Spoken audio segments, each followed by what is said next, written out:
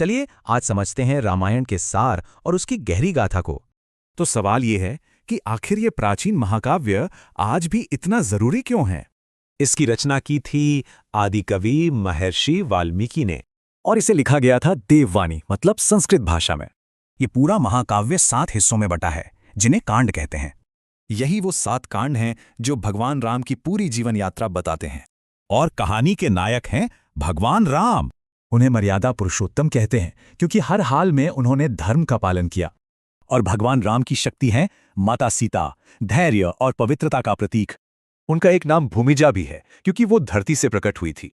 फिर आते हैं लक्ष्मण, जो सेवा और त्याग की सच्ची मिसाल हैं। सोचिए, राम और सीता की रक्षा के लिए उन्होंने 14 साल तक नींद ही त्याग दी। और फिर कहानी में आते हैं हनुमान जी, भक्ति और शक्ति का संगम। उनकी अपार शक्ति का राज, अष्टसिद्धियां और 9 निधियां।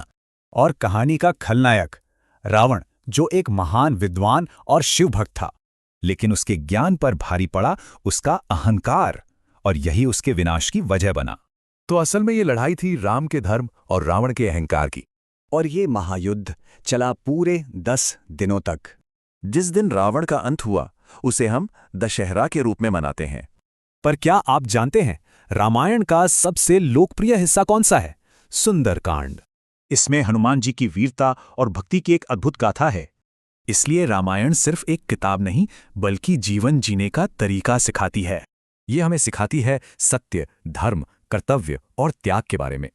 तो सवाल ये है कि इसकी कौन सी सीख आज सबसे ज्यादा जरूरी है?